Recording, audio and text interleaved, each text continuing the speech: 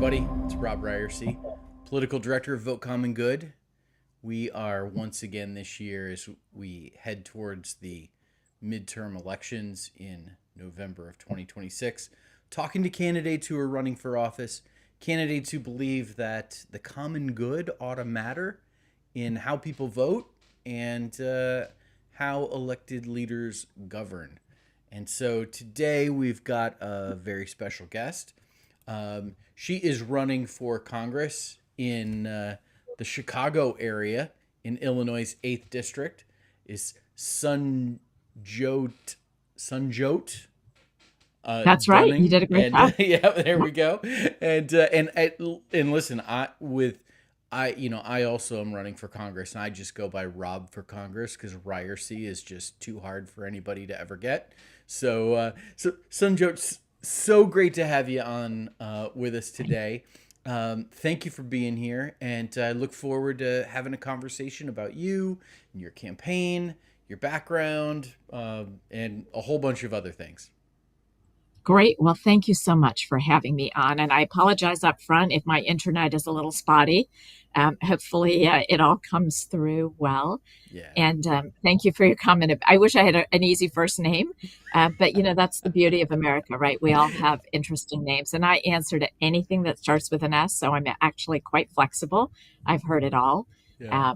But you did a great job. So thank Uh, you, Sanjot. uh, yes. Well, thank you, Sanjyot. So listen, let's jump in. Sure. You're running for Congress in Illinois' 8th congressional district. That's kind of Chicagoland, the suburbs of Chicago. Um, Right. Tell us a little bit about about that, and what led you to make the decision to run for Congress. Absolutely. I certainly grew up here, and I'll tell you about that. But for the last few years, I have been out in my community, listening to people, and hearing from people in my community, from the party, people around the country. Everybody's very concerned, right? People are very concerned about the challenges that we face as a country, not political necessarily, although there's some of that, but the challenges we face as a country, as a society. What is it doing to our families? What kind of a future are we leaving to our children? And that's really what motivated me. Is really, I came to Des Plaines, Illinois. You're right. That's a northwestern suburb of Chicago. I came here at the age of 6. I'm an immigrant family. My parents came here from India to pursue what everybody else comes here for, right? The American dream. And really, that is a key part of what I'm in this race for is, what kind of an American dream are we leaving our families? And how do we preserve, protect, and expand that American dream so that families yet to come can still feel inspired by what America has to offer. This is the greatest country that we have, and there's much work to be done. Yeah. So I I imagine you have a life before being a congressional candidate. Tell us a little bit about your background and like kind of what's brought you to this point of caring about the things that you care about and the things that are the centerpiece of your campaign. Absolutely. Like a lot of families, my parents instilled in me that concept of hard work and service and really sort of taking care of our community and our neighbors. So I grew up here. I went to college, and then I certainly moved around. I spent a number of years in different cities and also started a small business. So I've worked in a company. I like to say I've been an hourly worker, I've been a salaried worker, and now I'm a small business owner. So I Nice. understand all of those perspectives, which is important. It's important in sort of having that level of appreciation. I raised 3 boys, and my youngest is in the military. So I understand that component, juggled a career, and came back for the last 10 years, 50% of my time to Des Plaines, Illinois, to take care of aging parents. My mom had a rare form of muscular dystrophy. So I saw firsthand a lot of the challenges people with disabilities, people who Mm-hmm. are aging, some of the challenges that everybody's facing. So I understand what working families are going through. Juggling boys and taking care of parents while having a career is not an easy endeavor, but it is something that I was able to do a lot because of my parents' work ethic and a lot because we relied on each other as family. I was pleased to be able to be part of Biden's foreign policy working groups, Hmm. where we spent a lot of time focused on international trade, how to boost small business exports. I now sit on the National Small Business Association, which is the largest nonpartisan business advocacy, 60,000 members. Really, because small businesses are the backbone of America, right? They are the largest employers, they are the fabric of our community. The more that we strengthen small businesses, our communities, create jobs, the better we are to all of our families. So that is a core part of the policy side that I bring. I've also sat on the Truman Center for National Policy about principled foreign policy. So I kind of roll up the small business, the personal, family, and parents, and the policy, and I bring all those perspectives to running in this race because I really want to make a better future for all of us in our community. Yeah, yeah, it's fantastic. So you mentioned international trade and impact on small business. Small business isn't. I'm sure you've got some opinions, some expertise on the impact of the president's tariffs that he has enforced on. Would say other countries, but to talk a little bit about tariffs and what that means for people in your district and people around the country. Absolutely. This is the biggest challenge that and it's adding to the chaos and the uncertainty. I get that we need to fix the economy. We heard that loud and clear. And I know that we can do it, but we can do it without chaos. We can do it without crashing the economy. Let's understand tariffs are just a tax. Somebody's Mm-hmm. got to pay for them. Yep. So the question is it going to be the consumer or is it the small business or is it the community? And the answer is probably all three. This idea that a foreign country is paying the tax or the tariff is false. Yep. It is being paid by local communities Yeah. everywhere. You walk into your Walmart, you're going to pay more for those shoes or for that Yes. backpack Yes. because I Walmart had to pay more. yes. I live in Northwest Arkansas. Bentonville Exactly. That's is why in I my said Walmart. district. Walmart headquarters is right here in my district. And so, we pay very close attention. I always joke like shop local, shop at Walmart. For us, that is local. Um, 51% increase in prices at Walmart since the tariffs. Yeah. And I mean, it's just, and you're absolutely right when you say that, you know, this idea that other countries are going to pay for them. It's other countries are going to pay for them in the same way that Mexico paid for the wall, right? Like Yeah. it's just not going to happen. So I cut you off. I'm sorry. You were talking about the impact on No, you small didn't. That was businesses. great. Yeah. No, you're absolutely right. And, I want to add something else to this because I know that we talk about economics all the time about the tariffs, and I really believe we can improve the economy. We can certainly make trade more fair without crashing it. But there's another side to all of this that I think that we need to be really mindful of. And what do I mean by that? One of the most amazing things about America for the last 100 years is we have exported our, sort of brand. What is America? It is the land of freedom. It is the land of equality, the idea that you should be equal no matter what, the land of consistency. So when you have policy, whether it's trade policy or foreign policy, that's erratic or inconsistent, it makes people kind of untrustworthy, not trust us anymore. Mm, And I think we need to realize that is a bigger problem. America is losing the trust of the world. mm, I mean, we can argue about being more efficient with our aid policy. I'm sort of going from trade to aid here, but we yeah. know that when America invests in communities at home and globally, we're strengthening our brand. We are Yes. showing that we are good leaders with good values and we can be relied on. And we need to understand, it's something that you learn when you're a kid. I remember my mom used to always say, trust once earned is important, but once lost, it's very hard to regain. And Mm. getting the world's trust back, it's not going to happen that easily. We are losing it. I have a son who's in the military, as I mentioned. He's in the Air Force. And I'm very mindful of the fact that our military has been one of the most respected globally. And now the erratic policies are making it so that the world doesn't trust America. That's a problem for me, right? Yeah. That's a real problem. And we need to understand there's some soft values as well as, of course, it hits your bank account. Yeah. Oh, 100%. Yeah, absolutely.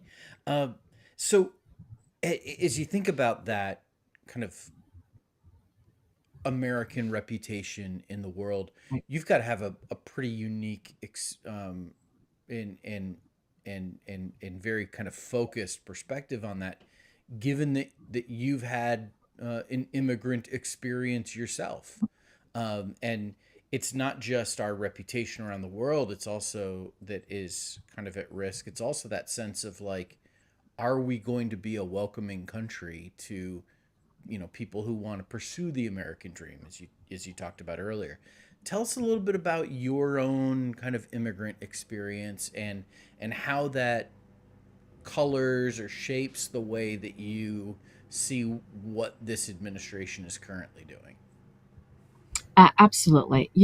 When I came to Des Plaines, Illinois, I was one of the very few, if any, um, Indians in our local community. Hmm. Went right into third and fourth grade.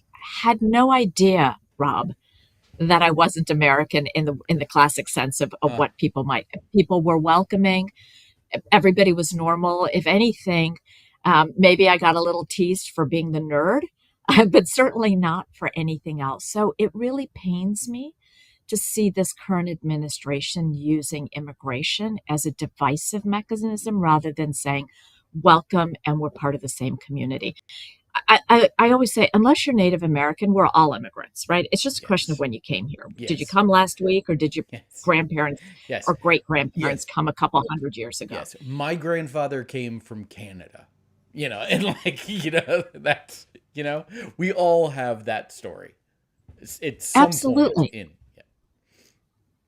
And that's our secret sauce. And that is Mm-hmm. amazing. When you think about the immigrants who have come here whenever, they're big risk takers in Mm. a positive way. They're willing to go on the line, people with strong work ethics, doesn't matter where you've come from, and you're willing to see if you can make your life better for yourself and for your family. So, what we really want, and we can all agree on this, is we definitely want a secure border. We want to make sure that we encourage people to do things fairly, by the rules, wait in line, but we want to process visas, green cards, and citizenships quickly. We need to invest in judges, in caseworkers. We need to make sure everybody is following the same rules, everybody waits in line. I'm going to give you a little interesting stat I learned the other day. There are 2 million people in this country waiting for a green card. The line for a green card is like 10 or 12 years long, if not longer. By the way, they're all working, they have jobs, they're paying taxes, their kids are going to school, they are part of their communities, their churches, their temples, whatever their background. They're already American in every sense of the word. It would be no negative effect on America if we just made them all green card holders today. Yep. There is nothing other than saying that we've processed you, you are safe and secure, you follow the rules, everybody is fairly part of it. So we need to stop making the institutions problematic. Follow the rules. Everybody should have the same laws. We don't think that anybody should just be picked up the street willy nilly and just arbitrarily sent to another country. That's not America. That's not our values. Follow the rules, follow the law. Everybody has the due course. I think we can have a more humane pro immigration legal reform. That's what I call it, pro immigration legal reform. Yeah. Yeah. And we we could afford to do all of those things, process things more quickly, shorten that line by Right. letting people get through it more quickly by adding judges and all the things that you mentioned.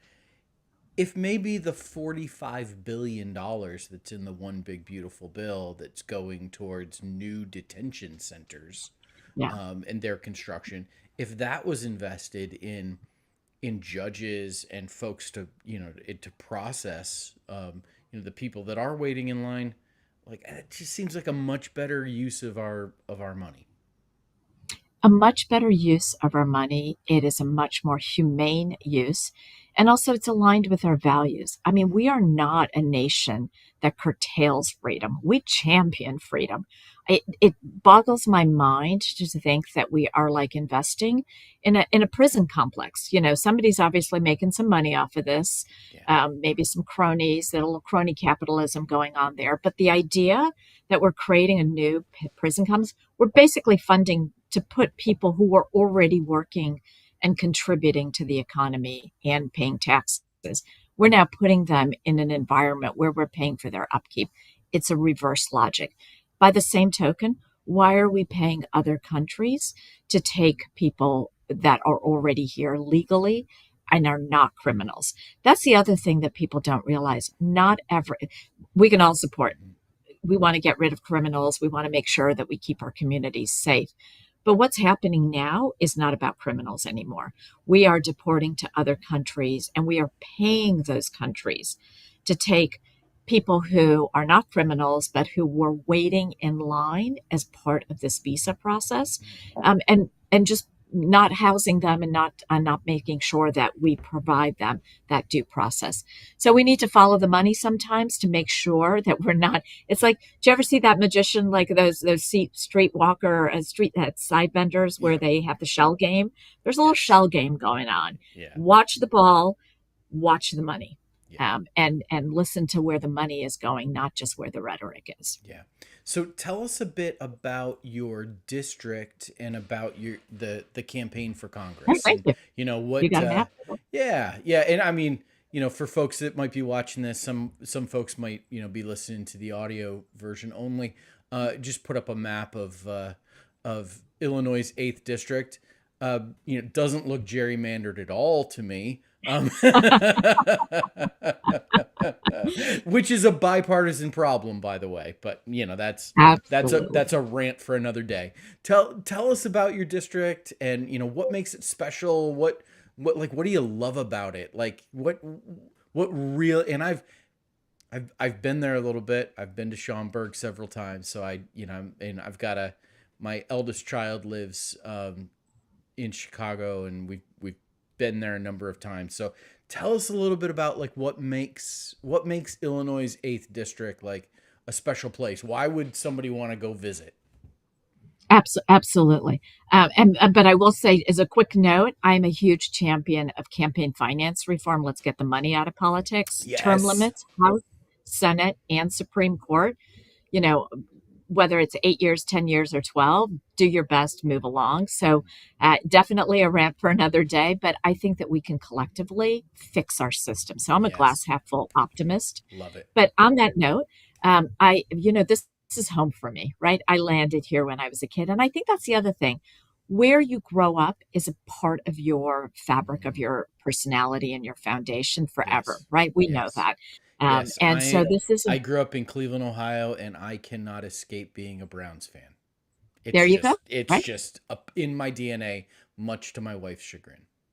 Yeah. And Yeah. my boys grew up a lot in New York and they are still Bears, Cubs, and Bulls fans. So Yep. it's a There you part of go. our family fabric as well. That's just Yep. how it is. We're a Northwest suburb. And I like to say it's very normal. Mm. In these days, and in very sort of partisan, loud rhetoric on social media, sometimes that's not sexy or doesn't get enough attention. But this is normal. This is real. It is the foundation. So it's very, very family driven, very middle class. Certainly taking a look at a wide range of jobs from manufacturing, lots of small businesses. I think we have almost 20,000 small businesses, a lot of different diverse communities, which is wonderful. It's much more different than when I grew up, but it's more Mm. diverse now. But we have a wide range of churches, as I said earlier, synagogues, temples, mosques. It all adds to the fabric of our community. So it's a little of Cook County starting in Des Plaines, which is that little corner down there. And then it goes straight west out to Schaumburg. It captures a little bit of Wooddale and Carroll Stream and Elk Grove, but then also a little bit of Kane County and DuPage. So it is a mix of three counties, but a lot of families, right? This is a very family oriented environment. We have a lot of seniors who are also aging in place. And that's another area that I'm a huge champion of. I call it aging with dignity and living with Mm-hmm. dignity.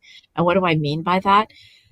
We have gotten to the point where if you are middle class, we penalize the middle class, make just a little too much money, and you're above the threshold and you get no services and no resources, whether it's childcare, whether it's elder care, whether it's a number of other programs. We need to rethink that so that we're making sure that all of our families have a bit of a foundation and a floor so that we're supporting them, and then making sure that they can thrive where they're at.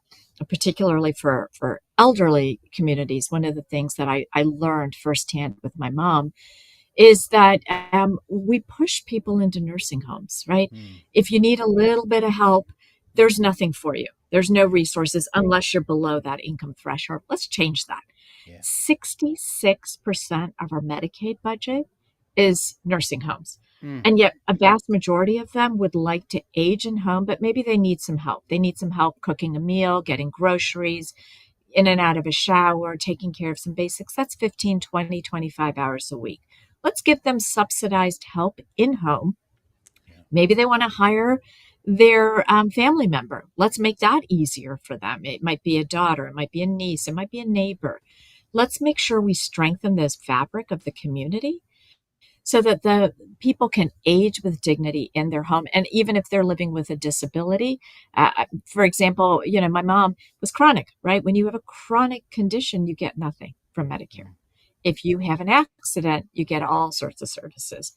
That doesn't make sense, right? Right. Let's help our families. I have a constituent, somebody in one of my neighborhoods. He's a grandfather, deeply concerned about his 19-year-old grandson who has a rare disease in a wheelchair and lacks the services or guaranteed services as he ages.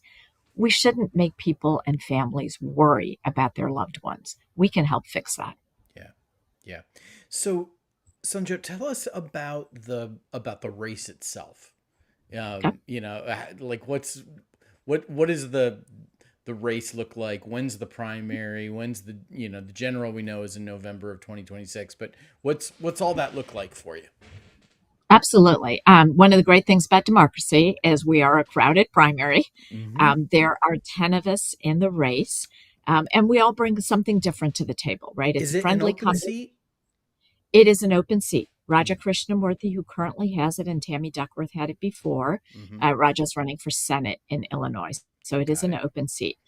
I was very honored to be endorsed by ASPIRE, which is the Asian Congressional Caucus and Senate. So all 20 Asians in Congress and the Senate, including our state's reps, have endorsed me already. So I feel very honored to have won their vote of confidence that I can do the job, right? That's Yeah. really what it's about.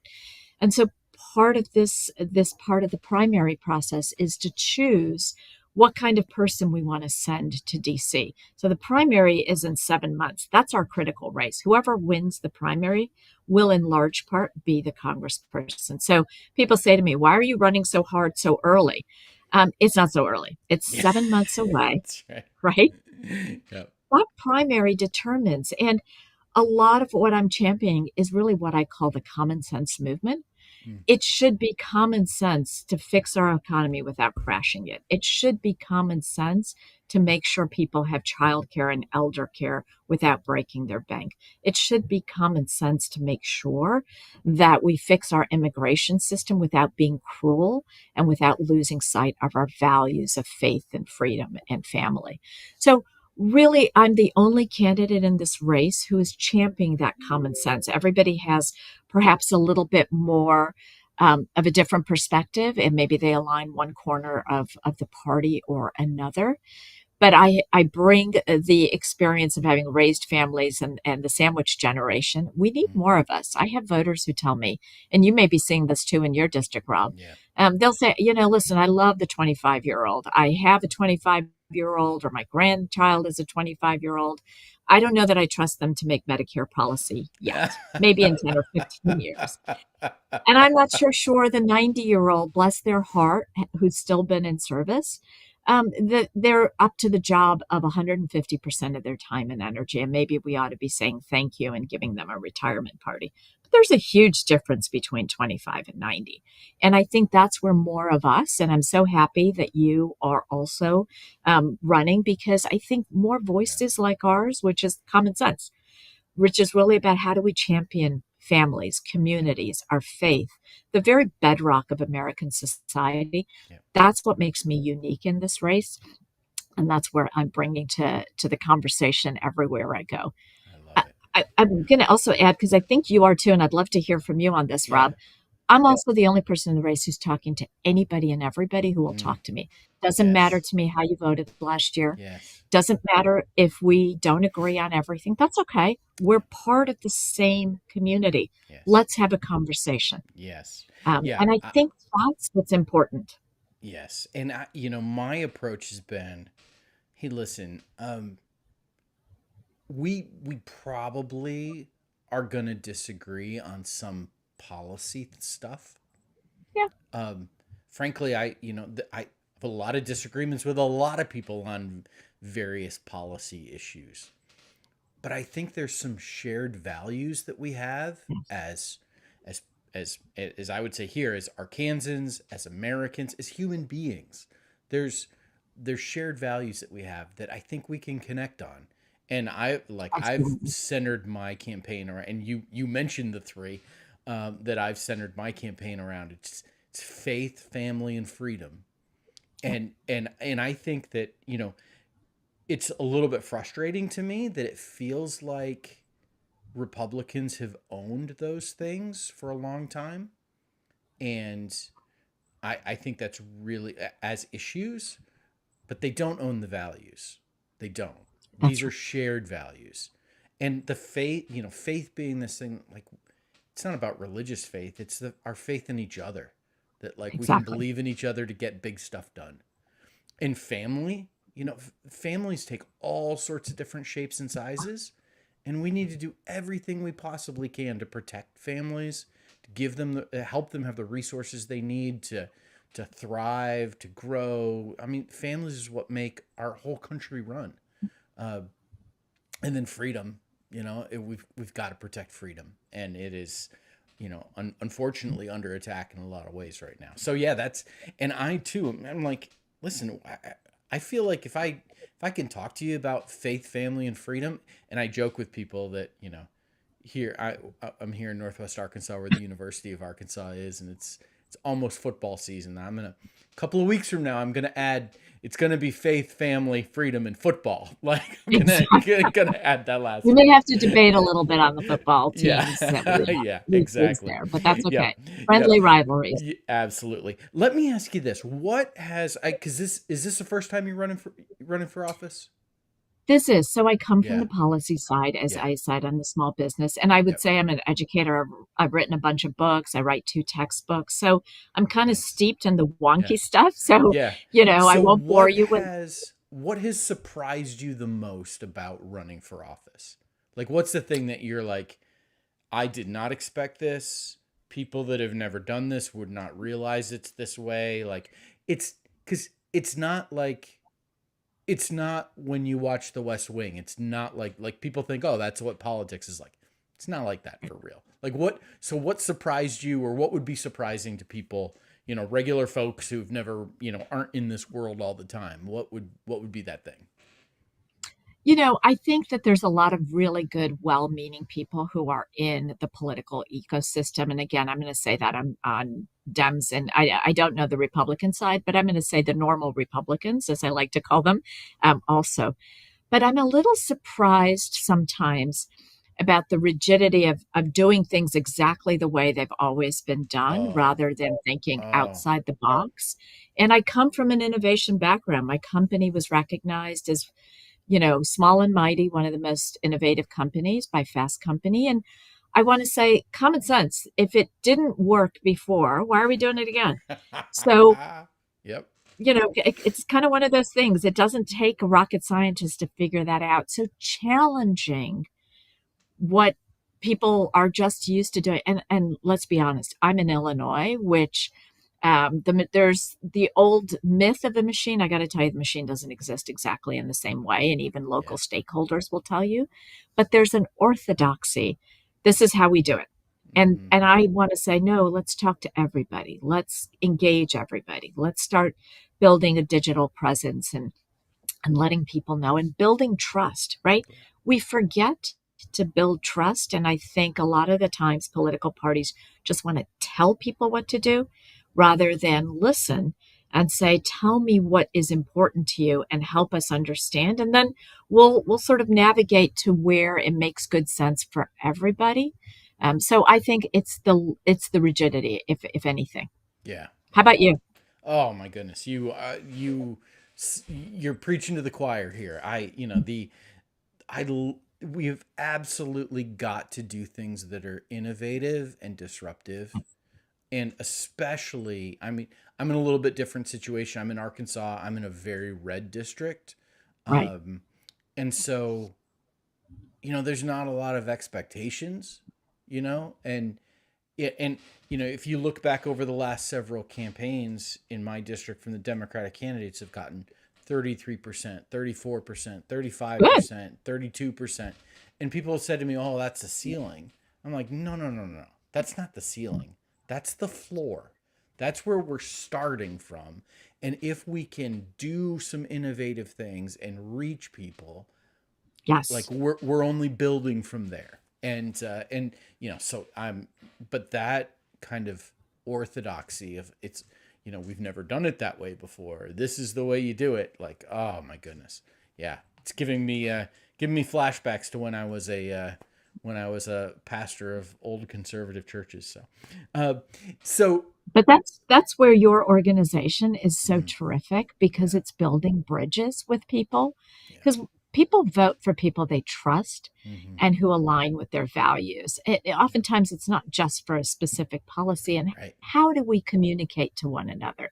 How yes, do we say, "Tell me what's important to you. Let me share my perspective." So I think what you yes. guys are doing with Vote Common Good is fabulous. So Yeah. kudos to you. Yeah. Well, that's a great transition. One of the things we do at Vote Common Good is we ask voters to use the common good as their voting criteria.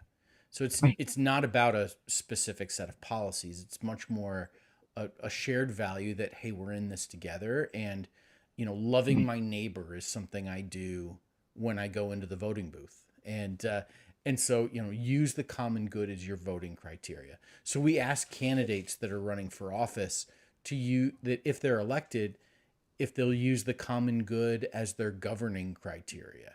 And so I'm just curious, when you hear a phrase like the common good, how, like, what does that bring up for you? What does that conjure for you? Like, and how do you conceive of an idea like the common good? So for me, the common good, and yes, the answer is I will absolutely be guided by that principle. And I think I have been my whole life, right? What can I do? It doesn't mean that I do it always correctly, but Sure. I work hard to try and make sure that I do something that is good for as many people as possible. And I think that's what it means to me, trying to make sure that we balance everybody's interests. It's not about partisanship. I'm really about country over party, really making sure that we take care of our communities. I'm a mom. I want to make sure that my kids have a better future and my grandkids yet to be are also looking at that promise of America and the American dream and how do we preserve it. So I think for me, the common good is taking care of everybody. It doesn't matter your background, your political party, your religion or anything. Yeah. I grew up with something that later I might have been in my teens, but somebody who said to me, that's a core part of Christianity. And I said, well, that's interesting. It's a core part of Jainism. By birth, my religion is Jainism, Jaian, very similar to Buddhism. So we're very much about peace. And that was that I grew up with my mother telling me to do unto others the way you would wish them to do unto you. Yeah. Treat people the way you want to be treated. That was in a good way, by the way. Yeah. Yes. And I think that those are some fundamental values that transcend all beliefs, all Yes. cultures, all people. And that's the common good, right? Those are Yeah. our common good values. Yeah. Yes. Well said. Well, listen, how can folks find you? How can they follow along with your campaign? And how, most importantly, can they donate? Because, we didn't have a chance to talk about campaign finance reform, which I would love to sometime because, wow, what a thing. But campaigns cost Have money. me back on And and we'll talk yeah, about that because I yeah, have yeah. some ideas on it. Oh, fantastic. So how can folks find you if they're interested in following along and being a part of your campaign? Well, thank you. I appreciate that. Yes. Unfortunately, until we fix the system, we have to work within the system. And the system Exactly. requires that we have resources to be able to communicate with voters. We need to be able to do door knocks. We need to have direct mail. We need to be able to use digital. So every dollar helps. We are doing a reoccurring monthly program where we're asking people to join our common sense movement, whether you can do $1 a month or $5 a month or $50 a month or even more. So come to our site. It's Sanjyot, which SANJYOT for Congress.com. And you can also find Sanjyot for Congress on Facebook, Instagram. Follow us. You can send me a note through that. You can send me a note through our website. Love to hear from people very much. And I sort of want to remind everybody, oftentimes people think the primaries don't matter that much. They do. They matter Hmm. for you. They matter for me. They matter for all of our races because we're choosing in our case, the kind of Democrats we want to send to DC. So I encourage all of your listeners and viewers today, get involved, know your primary, and please vote. Um, if you can afford to donate, terrific. If you can afford time, please volunteer. We welcome everything. There's phone canvassing as well as in person. But the most important thing to do is spread the word and vote, because otherwise we're not going to get the kinds of people like all of us who share these values and will champion policies and bring down the rhetoric. That's what we all want. Yeah. So if you share those values, you want common sense in Congress, I invite you to join us. Wonderful. Well, Sanjo, thank you so much for being on the show. Thank you for all that you're doing. Thank you for standing up for common You. sense and the common good. And I feel like I have a new favorite congressional candidate in Illinois. So that's You're very kind and that's likewise. fantastic. Well, thank you so much, and we'll talk again soon. Thank you so much. Thank you, Rob, and thank you to everybody for listening and joining us today. And I hope you all have a great day.